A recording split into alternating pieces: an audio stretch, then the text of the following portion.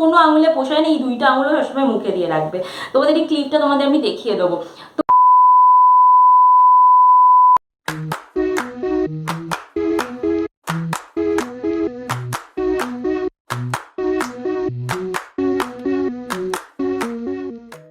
নমস্কার বন্ধুরা, নতুন একটা ভিডিওতে তোমাদের সকলকে জানাই স্বাগত। আমি শর্মিষ্ঠা। তোমরা অবশ্যই থাম্বনেল দেখে বুঝে গেছো যে আজকে কি বিষয়ে আলোচনা করতে চলেছি।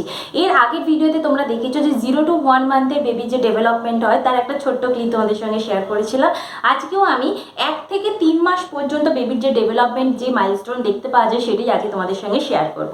তো আমি আজকে পুরোপুরি আমার পুপুর কথাই তোমাদের সঙ্গে বলবো। তো ফার্স্টে তোমাদের যদি বলি যে ওয়েটের ব্যাপারে, তো তোমরা জানো যে 1 মাসের পর্যন্ত ওয়েটটা ডিক্রিজ করে যায়, যেহেতু তাদের শরীরের মধ্যে, তাদের দেহের মধ্যে অনেকটা জল থাকে, জলটা শুকিয়ে যায়, তো একটুখানি ডিক্রিজ করে যায় এবং চামড়া উঠতে থাকে।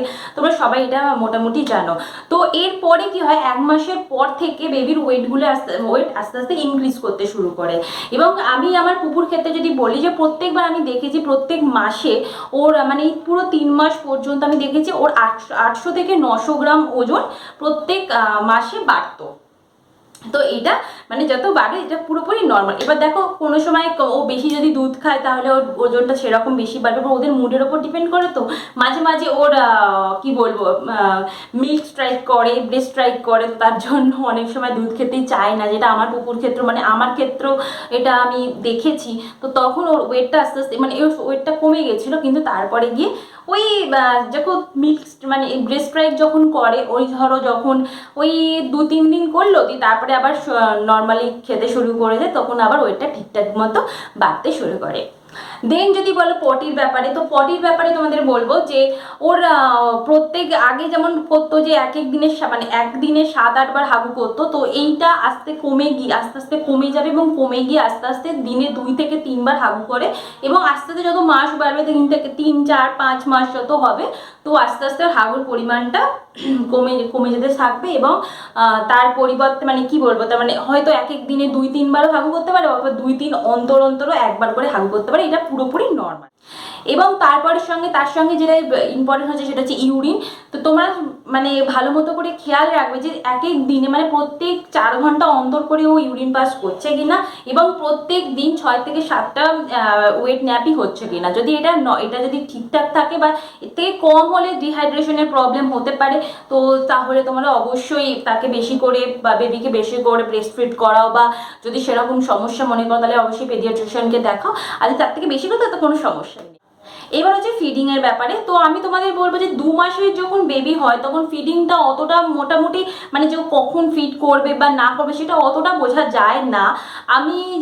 আমিও এক্সপিরিয়েন্স হয়েছে আমার কথা। কিন্তু যখন 3 মাস কমপ্লিট হয়ে যাবে তখন তুমি ভালো মতো করে বুঝতে পারবে যে ও কখন ফিড করতে চাইছে, কখন ও মানে ফিড করবে বলে উঠছে, বা কখনো খেলবে বলে উঠছে। তো সেই জিনিসগুলো তোমরা আস্তে আস্তে 3 মাসের পর থেকে তোমরা বুঝতে পারবে। 2 মাসের সময় অতটা ভালো করে বোঝা যায় না, কারণ দেখো ওটা একদম তো সদ্য ছোট্ট, এবং তুমিও মাত্র 1 মাসই এক্সপিরিয়েন্স রয়েছে।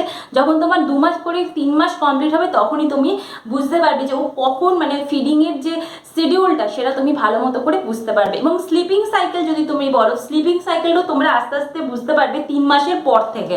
3 মাসের পর থেকে তোমরা স্লিপিং সাইকেল ওর কেমন ও করতে চাইছে, মানে ধরো কখন উঠলো, কখন ঘুমোবে বা কখন ও আবার উঠবে, সেই সমস্ত কিছু কিন্তু তোমরা স্লিপিং সাইকেলে বুঝতে পারবে।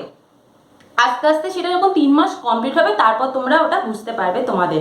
এবার যদি বলো স্মাইলের ব্যাপারে, তো আমি বলবো যে আমি পুপুর একটা ক্লিপ এখানে তোমাদের দেখিয়ে দেবো যে ওদের যে স্মাইলটা হয় সেই সময় তোমরা এখন তোমরা মানে এই 2 মাসের পর থেকে মানে 1 মাস কমপ্লিট হয়ে যাবার পর থেকে তোমরা দেখতে পাবে যে ও বেশ হাত পা নাড়াবে। এই যে হাত পা নাড়ানোর ব্যাপারটা, বা ধরো কোনো সময় হাত মানে একটা করে আঙুল খেতে শুরু করে দিল, তারপর একটার সঙ্গে 2-3টে মানে সমস্ত আঙুল নিয়ে খাচ্ছে। আমার পুকুর ক্ষেত্রে একটা ইউনিক ব্যাপার আমি দেখি যে ও জাস্ট এই 2টা আঙুল নিয়ে ও মুখে দিয়ে আঙুল খেতে থাকে, মানে ওর কোনো আঙুলে পোষায় না, এই 2টা আঙুলও সবসময় মুখে দিয়ে রাখবে। তোমাদের এই ক্লিপটা তোমাদের আমি দেখিয়ে দেবো। তো এই আঙুল খাওয়ার ব্যাপারটা এই 2 মাসের পর থেকে ওদের স্টার্ট হয়। এবং তার সঙ্গে যে স্মাইলের ব্যাপারটা, এই যে একটা সোশ্যাল স্মাইল যেটাকে বলে, মানে জাস্ট মুখটাকে নিয়ে একটা করে একটা হাসি, এই জিনিসটা তোমরা দেখতে পাবে এই 1 মাসের পর থেকে, 2 মাস থেকে।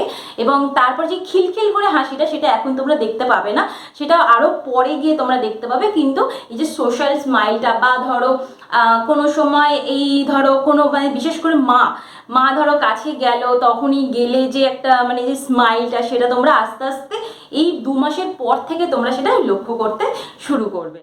আর ভ্যাকসিনটা এই সময় একটা মানে 1 মাসের পরে 1.5 মাসের সময় তো বিশাল মানে একটা যে কষ্টকর ভ্যাকসিনটা সেটা তো এই সময় লেগে যায় পুরো। মানে আমার মনে হয় কত 3টে না 4টে ভ্যাকসিন একসঙ্গে কম্বাইন করে থাকে, সেটা হচ্ছে একটা হাতে দেয় এবং 2 পায়ে দেয়। সেটা খুবই কষ্টকর। আমার কুকুর ক্ষেত্রে প্রচণ্ড কেঁদেছিল। 1.5 মাসে একটা লাগে, 2.5 মাসে লাগে, আর 3.5 মাসে, এই 3টে মাসটা যে কি করে কেটেছে, এই 3 মাসই যে একটা মানে এই যে ভ্যাকসিনগুলো ছিল সেটা তো খুবই কষ্টকর ছিল।